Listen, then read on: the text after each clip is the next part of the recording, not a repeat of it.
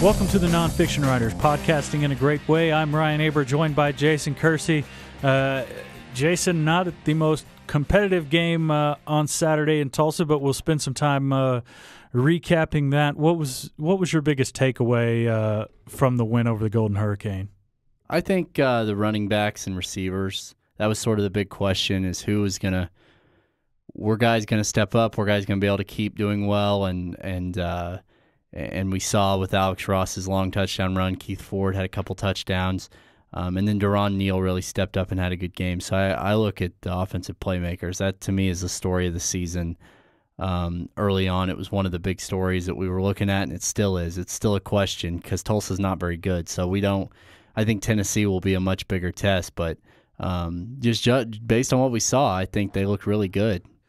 And you talked about the running backs a little bit. The success on the ground with Keith Ford, Alex Ross, Samaje Perine over the first couple games, do you attribute that more to those three guys or the dominant job that the offensive line has done so far? Oh, I don't know. I think both contribute. These guys are tough. They don't get tackled in the backfield hardly at all. But the offensive line is deep. There's no doubt about that. They're deeper than they've been in a long time up front. So I think it all sort of plays into it. And important to note that this offensive line hadn't really been all together. They had all their starters there last week, although Tyler Evans once again started at right guard over Neil Casatati, but Casatati came in and played quite a bit, even wound up playing a little bit of center near the end of the game. But this offensive line was missing Deontay Savage last week, a backup on the opposite side. So they're still waiting to get all of their depth together at one go. Yeah, they are. But, I mean, shoot, they're in such good shape up front. Tyler Evans coming back has just turned out to be so huge. I don't think anybody – he was sort of a guy that we forgot about last year. I did anyway. I just sort of forgot about him until – they announced he was coming back again. And, I mean, this was a guy people forget. He started a lot of football games, a couple of years ago and before that. So, I mean, this isn't just some new guy. I mean, this is a very experienced guy who really has played a lot of football, and it shows. He's a really good player, even though he's missed 2 seasons. Yeah, absolutely. And being able to rotate him with Casatati and with Casatati also right now being the backup center if anything were to happen to Ty Darlington, that's certainly a valuable piece to have on the right side of the line. Yeah, for sure.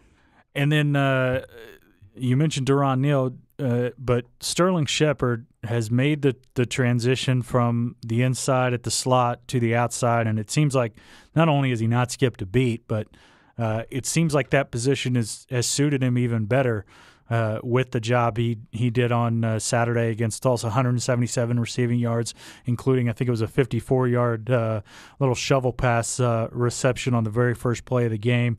Might have had even more if it weren't for some plays that just missed for them. But he's been, I think, everything the Sooners could have wanted on the outside. Well, I think the transition he's made, not just from inside to outside, I would say the transition he's made from being essentially a second or third option to being the number one option is as impressive as anything. I mean, he has just become the best player on the team, and that was something that, I mean, I think we knew he had that potential his freshman year. He did some good things, but he looks like a superstar. And then on the opposite side of the ball, there were some issues. Now, the first-team defense did a fantastic job, shut down Tulsa, sort of the same thing that happened a week earlier against Louisiana Tech. But they lose Zach Sanchez late in the first half, misses the rest of the game, had his arm in a sling afterwards. Now, he's returned to practice, but you still wonder about Sanchez at that corner spot because – he's been so valuable back there, but also lose backup nose guard Charles Walker for 2 or 3 weeks. How big are those losses, and do you think Sanchez is fully ready to go by Saturday against Tennessee? Well, I mean, Sanchez practiced yesterday. It looked like he was a full participant, or it sounded like he was a full participant. So, I think that he's probably fine. If he can't go, I think that's a problem because people are going to be able to pick on the other corner, and that's not and that person is going to be Stan Von Taylor or Jordan Thomas or Dakota Austin, and all three of those guys I think are good players, but they're still so inexperienced. So, I mean, if you're Zach Sanchez is a big loss if he can't play. I think he will though. But Charles Walker, he's a guy I think is going to be really good by the time it's all said and done. But right now he's not a starter. It's weird that on a defensive line that depth has been a concern the last couple of years. They can almost afford to lose him, I think, because they've still got guys like Matt Diamond, DJ Ward, and some of those players. So I think they're still in good shape there. Zach Sanchez would be a much bigger loss, no doubt. Yeah, I definitely agree with you there. And on Zach Sanchez, I mean, the first thing that comes to my mind is the situation with Aaron Colvin last year and the injuries he went through, and they tried to hold him out of the Kansas State game, and that was just a disaster until Colvin was able to grit through it and fight his way there in the second half and helped get the Sooners back in that game. Yeah, I mean that's an obvious example of when you lose your top corner, what effect it can have. Now Tennessee, I don't think has Tyler Lockett on its roster, but still, I mean it's still a talented team with talented players who would be able to exploit a young and experienced guy. Although you could argue Cortez Johnson wasn't as inexperienced as these guys are, but he's definitely not as good as these guys are. Absolutely. As we note by the depth chart, and Cortez Johnson is still a member of this team, and he's not on it anywhere. Mm-hmm. And then moving forward to this week against Tennessee, this has been a game that's been looked at for a while, sort of circled. Obviously, the Bob Stoops versus the SEC angle, two very storied programs here. But this Tennessee isn't the Tennessee that they were under Philip Fulmer, obviously. But it seems like they're getting back to that with the job that Butch Jones has done in recruiting, and they're making some progress on the field right now, at least. Yeah, they're making some progress. They've still got a ways to go. I would say that if this game was in Knoxville, I would say that OU would really need to be on upset alert. In Norman, I don't think they have a whole lot to be worried about. At home, they never lose at home under Stoops, so they rarely do. So I don't think they have anything to worry about really. Next year, though, I mean, I think next year could be a really, really big time, good competitive game. Yeah, I think next year in Knoxville, to me, should be a fantastic game. You figure those young players that are just sort of getting forced into playing time now at Tennessee are going to be so much better. They've recruited the heck out of SEC country. I believe they're once again in the top 10 in Rivals recruiting rankings nationally. They were, I believe, number 5 last year.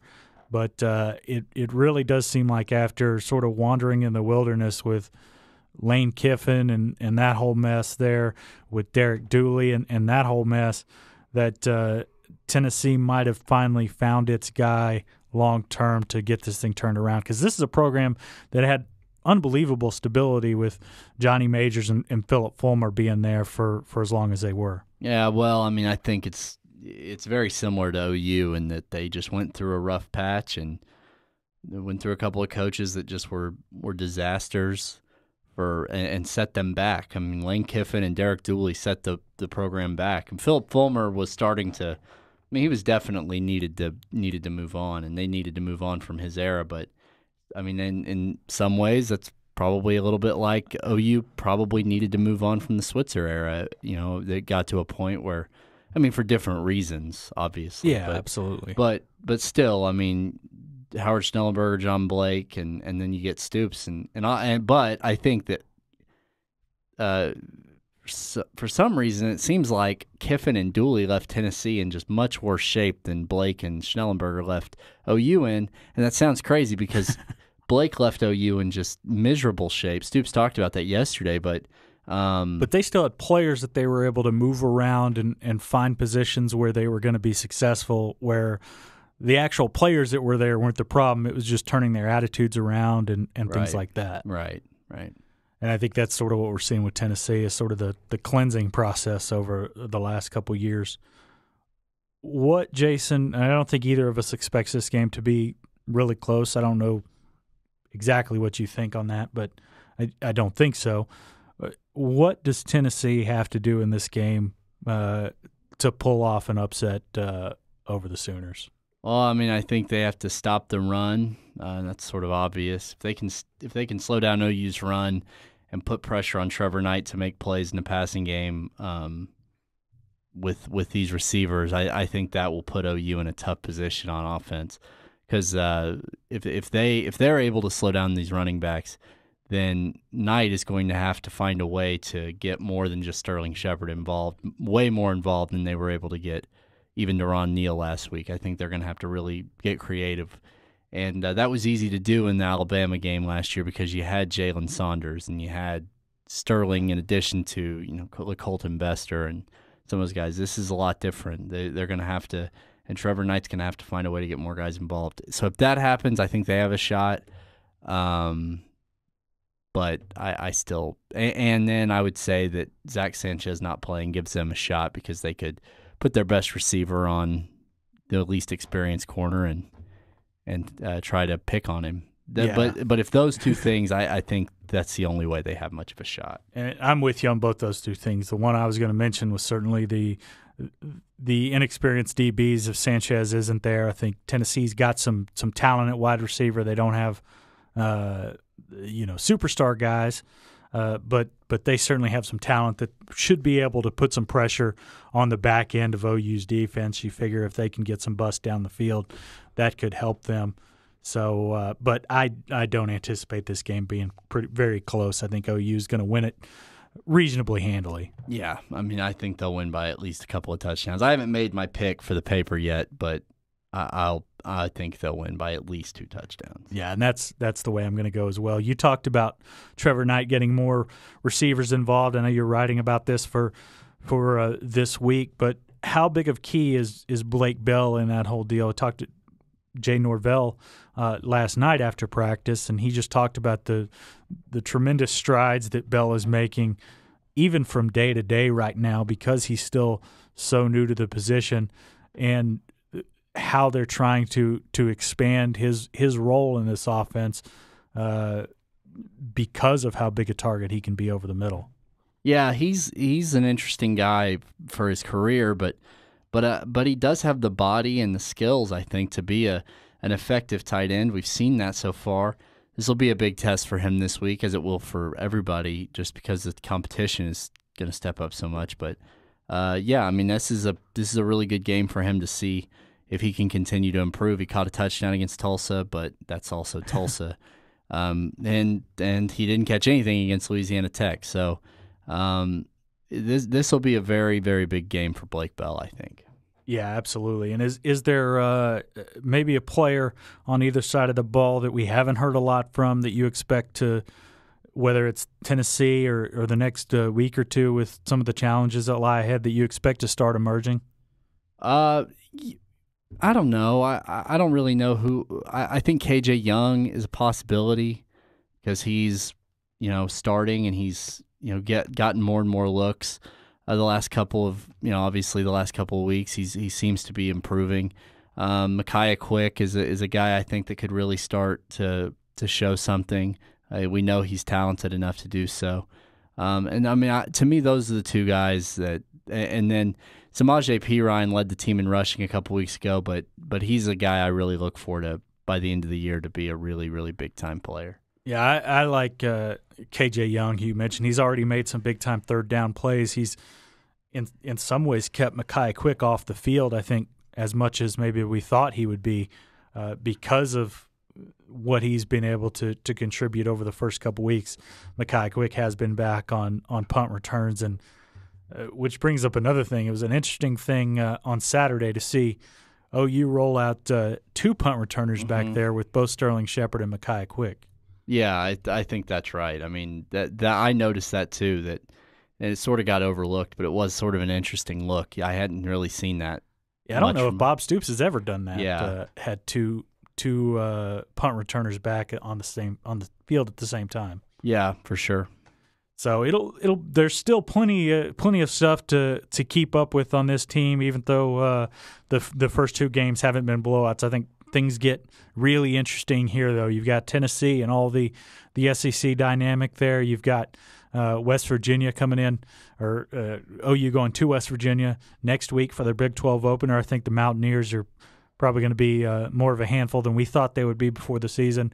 And then obviously right after that you get TCU and Texas, who are intriguing matchups, if not ones where we expect tight games. Yeah, I mean, West Virginia was a team that I think everybody thought was going to stink again. Dana Holgorsen was on his way out. But the way they played against Alabama makes them a legitimate threat, particularly in Morgantown at a night game. I mean, we saw that 2 years ago. West Virginia stunk, and OU went up there and just about got beat. So they now that they don't have Geno Smith, Tavon Austin, and Stedman Bailey anymore, but they've got some players, and I think that this will be a really big test for the Sooners, the Big 12 opener. That could definitely be a trap game. Yeah, absolutely. Should be a fun one out in Morgantown, but should be a really fun one this week. Saturday night, 7 p.m.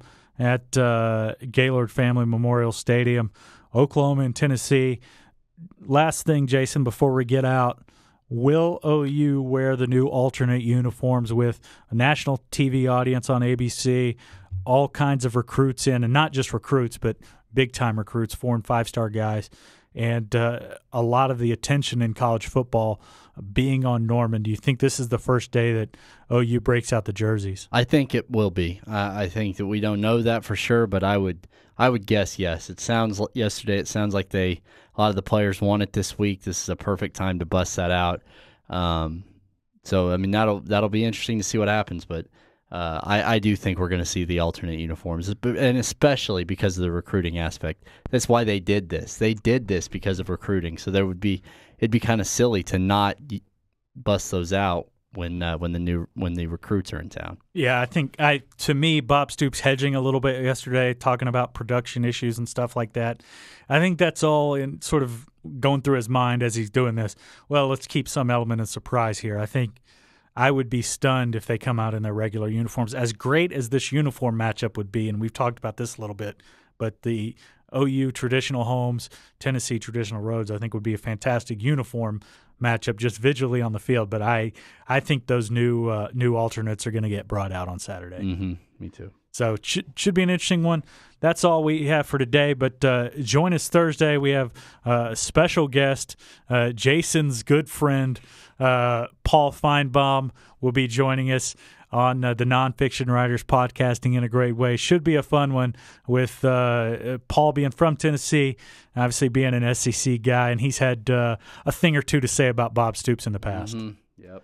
So should be an interesting one. Thanks for joining us so much. Check us out again Thursday, and check it out every day on newsok.com in the Oklahoman for the best OU coverage anywhere.